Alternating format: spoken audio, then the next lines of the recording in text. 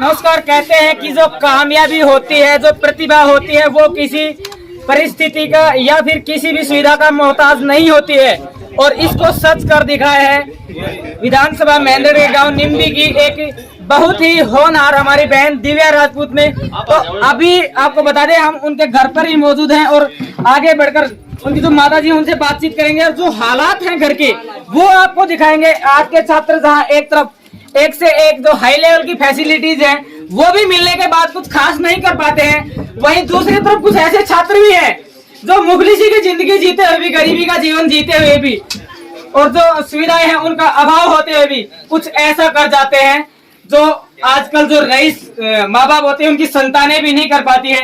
एक बार मैं अपने कैमरामैन से कहना चाहूंगा कि दिखाइए, यही वो कमरा है जहां से एक गरीब तबके से, ग्रामीण अंचल से निकलकर एक बहन, एक बेटी दिव्या राजपूत एक ऐसे मुकाम पर पहुंची जिसने ऐसे लोगों के मुंह पर करारा तमाचा जड़ने का काम किया है जो ये कहते हैं कि बेटियां कुछ नहीं कर सकती, उनको सिर्फ चूल्हे चौके तक ही सीमित रखा जाए।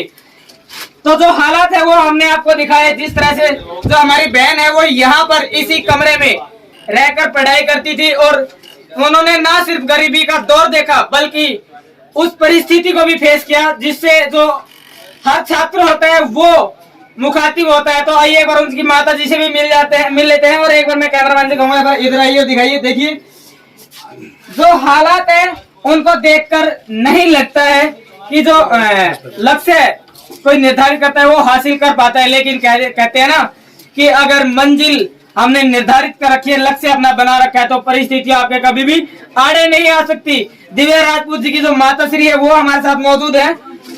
आइए एक बार उनसे भी बातचीत करते हैं क्योंकि माता भी यही है और लगभग अगर बात कर ली जाए तो पिछले 10-11 साल से पिता भी यही है। माता जी नमस्कार। सबसे पहले तो आपके चरणों में हमारा सादर नमन है। बहुत धन्य है आप जिन्होंने एक इतनी जो प्रतिभावान छात्रा है, एक ऐसी बेटी को, हीरा रूपी बेटी को जन्म दिया जिसने विश्व पटल पर इस गांव का नाम रोशन किया। भी बातचीत करते हैं कि हमारे समाज में लगभग अगर बात करी जाए तो जो छात्र होते हैं हर कोई हाई स्टेटस से नहीं होता, हर कोई हाईली क्वालिफाइड नहीं होता है, हर किसी के माँ बाप ज्यादा पढ़े लिखे नहीं होते हैं, लेकिन फिर भी एक हमारी बहन ने एक इतना अच्छा मुकाम हासिल किया है। तो क्या कहेंगे और किस तरह से क्या क्या आपको संघर्ष इनको अभी तक जो IPS है, IAS है वो बनाने में करना पड़ा? यही क्या काम करी गई, मंजूरी कर करके पढ़ाई में। तो समाज में जो और लोग हैं तो ये कहते हैं कि बेटियों की तो शादी की उम्र होती है, उनकी शादी कर दो, उनको मौका नहीं मिल पाता है कि वो जो अपना लक्ष्य निर्धारित कर रखा है उसको हासिल कर सके। जो ऐसे लोगों की जो सोच है उनको क्या कहेंगे कि क्या करें ताकि बेटियों को भी आगे लाया जा सके? बताओ बेटी पढ़ाओ।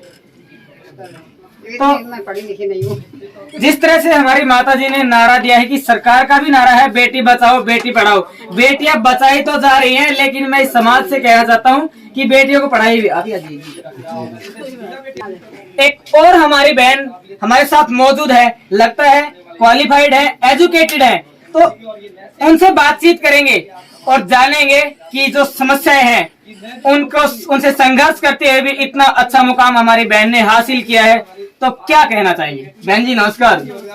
सबसे पहले तो आपका स्वागत है हमारे न्यूज चैनल में। और अभी बातचीत करते हैं कि अभी माता जी से हमने बातचीत की, वो इतनी एजुकेटेड तो नहीं है कि हर बात का जवाब तपाक से देश के, लेकिन उन्होंने गागर में सागर जो है वो भरने का कार्य किया है, एक छोटी बात से बहुत बड़ा मैसेज देने का कार्य किया है।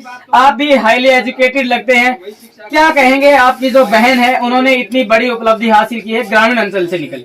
बिल्कुल, उसने बहुत मेहनत किया, जैसे बोलते हैं बहुत ही ज्यादा स्ट्रगल किया है, क्योंकि आप देख रहे हो एक ही रूम में उसी में सोना, उसी में खाना, उसी में पढ़ना है, लेकिन फिर भी उसने 10 से 12 घंटे तक रेगुलर तैयारी कर करके उस मुकाम पे इसीलिए पहुंची कि उसने फैमिली को ये देखा कि भाई मुझे बस कहीं से यहाँ से निकल के बहुत ऊंचे पे आसमान में उड़ना है, क्योंकि मम्मी को हर वो फैसिलिटी देनी है, छोटे बहन भाइयों को वो फैसिलिटी देनी है कि भाई उन्हें आगे चल के किसी चीज के लिए परेशान ना होना पड़े। क्योंकि जो इन 1-2 सालों में जो ज्यादा परेशानी देखी है ना, उन्हीं से निकल के उसने ये सोचा कि मुझे आगे चल के ऐसा करना है कि मेरे पेरेंट्स को या फिर मेरे छोटे भाई बहनों को कोई प्रॉब्लम ना फेस करनी पड़े।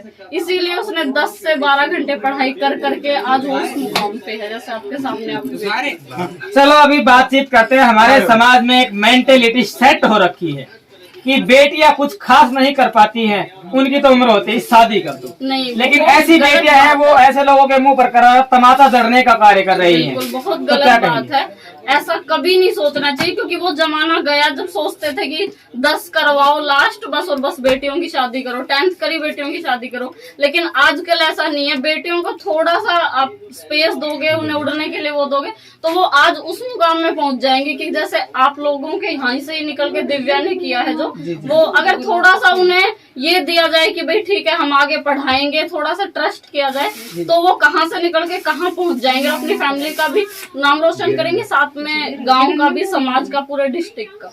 अभी जो छात्र हैं जो पढ़ रहे हैं, जिन्होंने अपने लक्ष्य निर्धारित कर रखे हैं और जो दुहाई देते हैं कि हमारे पास फैसिलिटीज नहीं है, तो क्या कहेंगे ऐसे छात्रों से? नहीं, क्या कहें? फैसिलिटीज देखो अवसर होते हैं जो ये बनाने पड़ते हैं। फैसिलिटीज अब इसके पास, दिव्या के पास क्या थी? कुछ भी नहीं, बस वही है कि भाई इसी रूम में पढ़ना, यहीं से ही सब कुछ करना। लेकिन फैसिलिटीज बनाने पड़ते हैं। वैसे भी आजकल फोन तो सबके पास होता है, यूट्यूब पे तो बहुत कुछ ऐसा है कि घर बैठे भी तैयारी कर सकता है। अगर किसी को मन में ठान लिया कि मुझे आगे पढ़ना है, मुझे आगे कुछ करना है, तो वो तो फोन से भी पढ़ लेगा। वैसे भी बहुत बुक आती है जीके की, वैसे भी है।